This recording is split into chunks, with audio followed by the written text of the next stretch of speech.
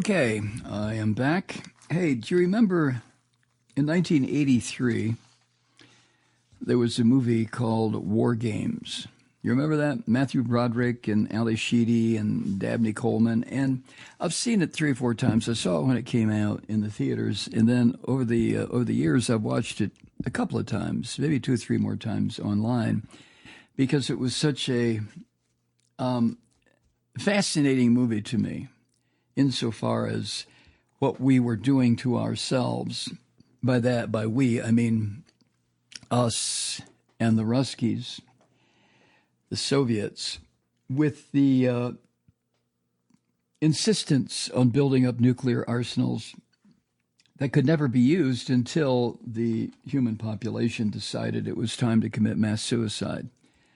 And the movie was, even now, if I watch it this evening, I will feel that tension, that muscle tension that comes when you're getting very anxious about what's going to develop in the plot, even though you know the plot.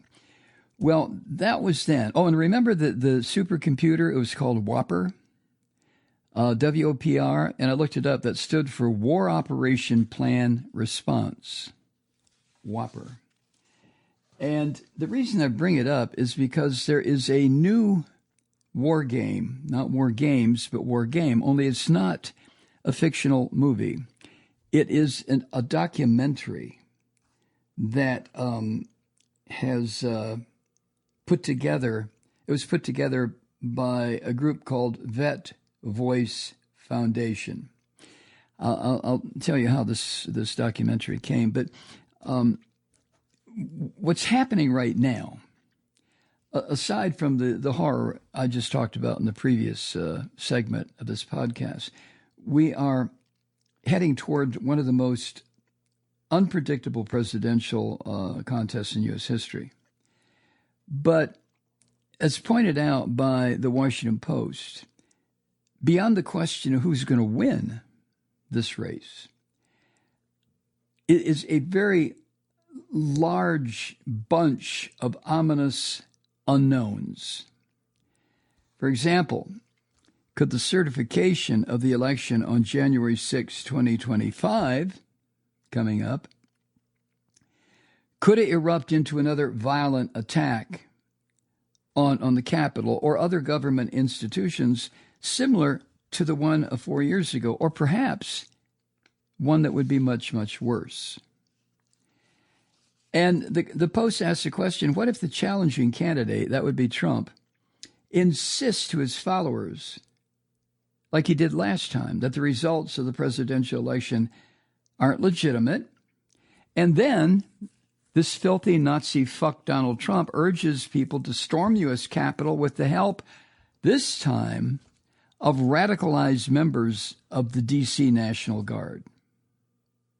And what if, having learned lessons from their failed attempt on January 6, 2021, what if the orange bastard's most extreme Nazi followers show up with guns at state capitals and take hostages or kidnap the governor, such as what was planned against the governor of Michigan and never carried out?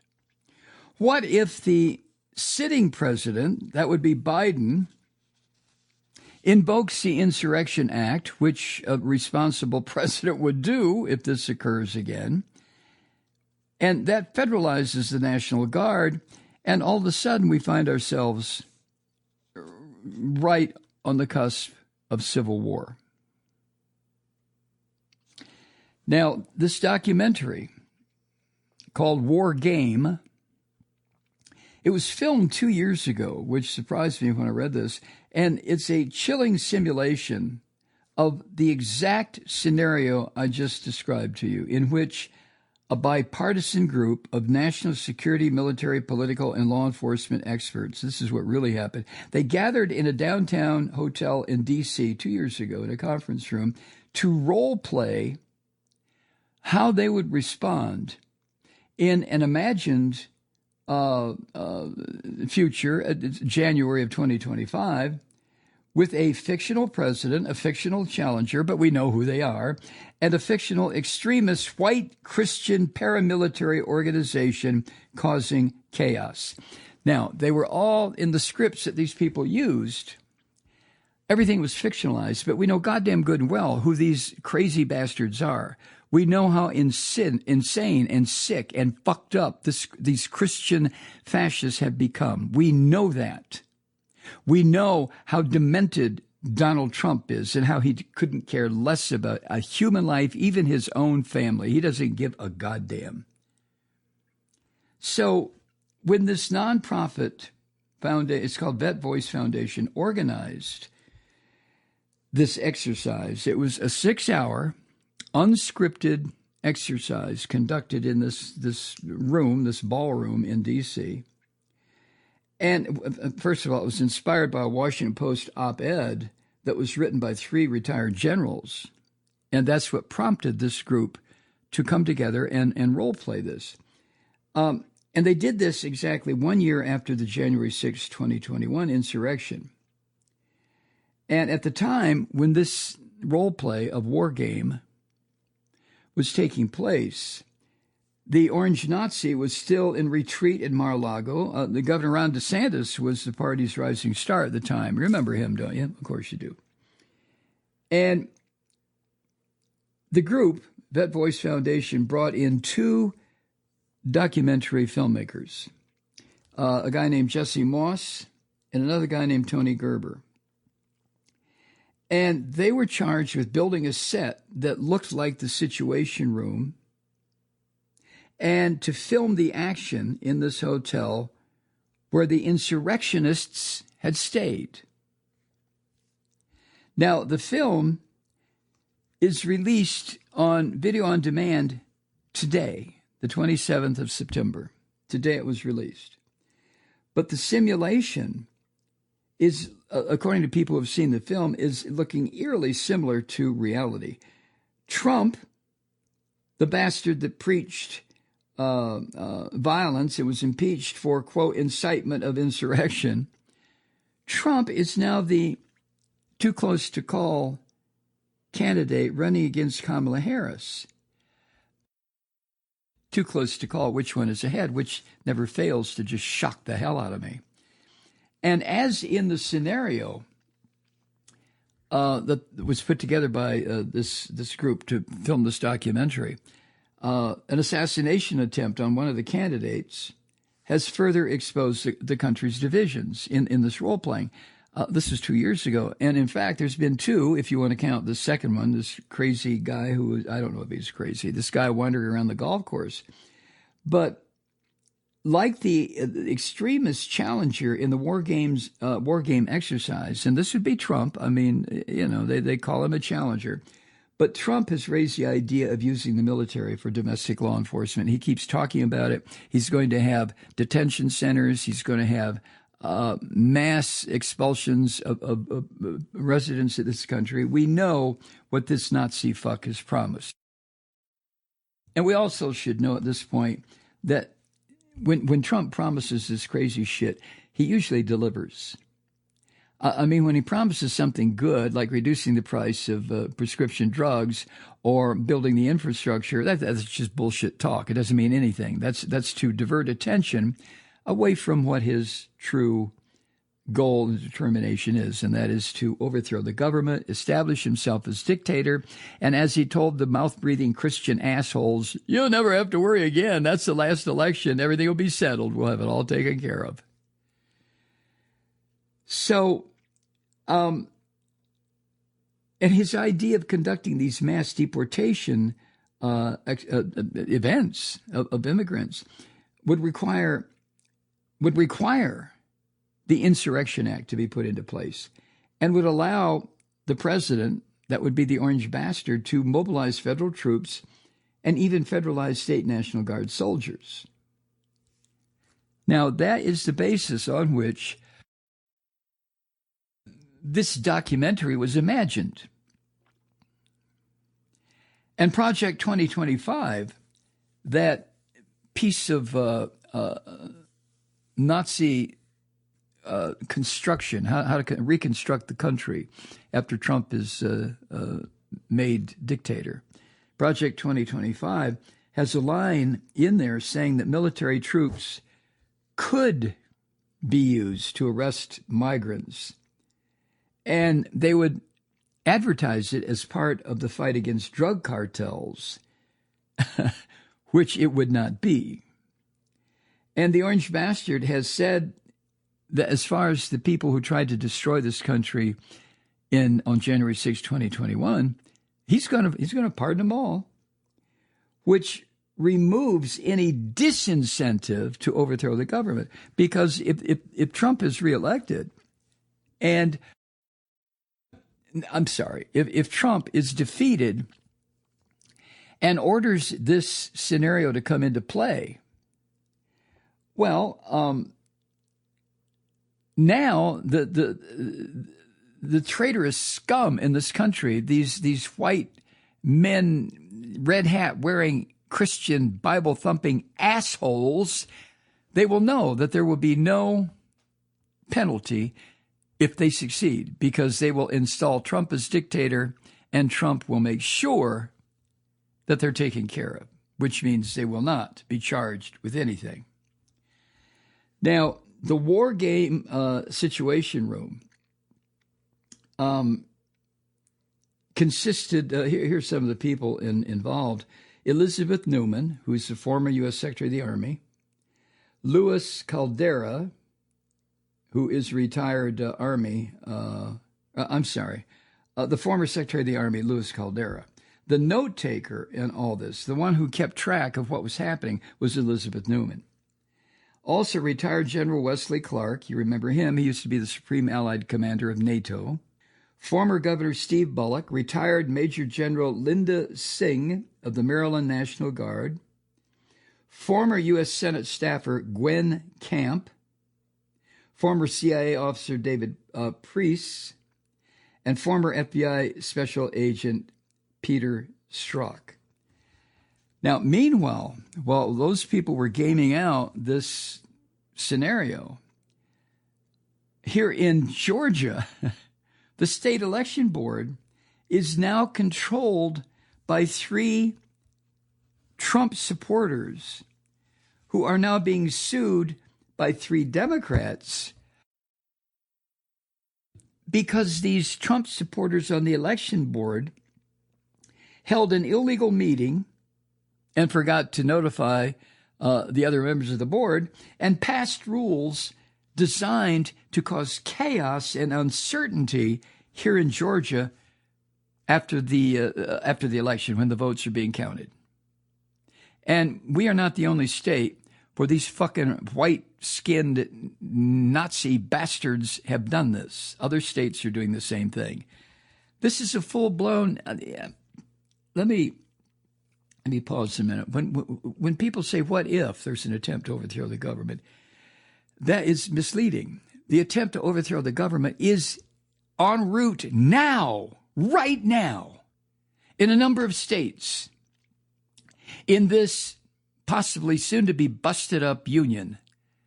It's happening now. These monsters don't wait until after the election.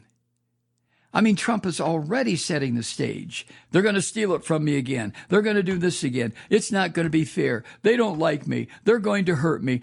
I'm here to protect you. They're after you, not me, but I'm standing, all this bullshit that he says. Former Montana Governor Steve Bullock, who's a Democrat, he plays the president in this exercise. And he ran for office of the president in 2020. It didn't last very long. But Steve Bullock said, quote, "I think the stakes that we confronted on January 6, 2022 in this hotel ballroom in D.C. are even more so depressingly higher today than they were then. What do you say," he went on, "when a third of the members of Congress, 171 members from 37 different states, still deny the results of the last election? He said, I don't think it's hand-wringing to say we should be prepared for a repeat scenario, end quote. Well, that certainly is upsetting. Now, the Post had their writer come up with the factors that make this year's election even more dangerous than the last one. And the writer of this piece, Jada Yuan, interviewed people involved in the making of the film to ask them, why do you say it's more probable and more dangerous this time? And here are some of the answers. First of all, Trump hasn't changed. Alexander Vindman, you remember him. He used to work, he's a former military officer, a naval officer, I think. Remember, he testified at the J6 committee, for the J6 committee. He is retired Army Lieutenant Colonel. But this is what he said, quote, the Republican candidate, that would be Trump, is an insurrectionist who is aggressively beating the drum of stolen elections and rallying the forces to potentially steal an election by any means, including violence, end quote. And he went on to say, Alexander Vindman went on to say, it's not a question of whether Trump will contest the election, but how he will contest it. And if you remember, he became kind of a focus of national fascination when he testified about Trump's Ukraine call in the first impeachment hearing. Remember that? And in the war game simulation, that was the result of which is this film, Vindman plays the role of a game consultant. He's charged with unleashing new variables into the game once it gets going, such as riots or false news reports. Obviously, when they put this film together, the people who put it together were as a game in the sense of gaming to find solutions or to work out situations in real time. They were very serious about how they were doing this, hence dropping information into the middle of the game that the players had no idea was coming. And anyway, as Alexander Vindman points out, the Orange Bastard hasn't said he'll accept the results of the election. And he is insisting in his campaign about all his grievances, telling his followers that if they vote for him once, they'll never have to vote again. You've heard him say that. And he's also said repeatedly that if he doesn't win, something's wrong and violence will be called for. Again, a variation of my puzzlement. Why are so many people in this country, tens of millions of our fellow citizens, willing to listen to the mad ravings of a fucking failed game show host? What in the hell happened to give Trump any kind of credibility at all, especially after his 4 years in office, where hundreds of thousands of people died of COVID-19 because of his fucking stupidity and ignorance, where he corrupted every single institution that he came in contact with, almost destroyed the public health system, the public education system, and this time has said he's going to do just that. What is going on that we have tens of millions of people who want this fucking miserable subhuman to be president? That's the part that I choke on. I can't get my mind around it. Anyway, former General Wesley Clark, who in this scenario acts as chairman of the Joint Chiefs of Staff in War Game, he said, quote, this time around, he, Trump, has cohorts around the country preparing to execute voter suppression. And probably, well, like they threatened Gretchen Whitmer, the governor of Michigan. Some of these dumb fuck who are now in prison radical white men who are just scum of the earth were going to kidnap her and kill her. So Wesley Clark says this time around, Trump has he said he has cohorts. I might as well put the name in there that belongs there. Trump has cohorts around the country preparing to execute voter suppression. If that doesn't work, to delay the count. Now, that is specifically what is going on here in Georgia and the other states who have on the boards of elections of the various states or counties Trump supporters, Christian little devils, little rat devils right out of hell, little Christian scum who are willing to overthrow the country so they can have their fucking theocracy.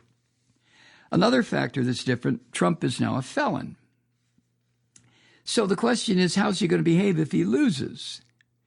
You know, his conviction on 34 counts of falsifying business records in the hush money trial, and he still has multiple cases being tried against him in other jurisdictions. I mean, the fucker is facing prison. Let's face it. There's no way around this. So former Senator Heidi Heitkamp of North Dakota said, quote, and she plays a senior advisor to the president in this game. She said, quote, I think the fact is that Trump feels like he's going to jail if he doesn't win. So he's going to do whatever he can to hang on to power, end quote. And former Senator Heitkamp, she says there are 2 federal cases against Trump. He's challenging with illegally hoarding classified documents in one, which was dismissed by this Nazi judge in Florida, and conspiring to overturn the results of the 2020 election in the case in Judge Chutkan's chambers. And these cases will evaporate if he wins, as will any state sentence for his hush money trial. I mean, that's what's at stake here.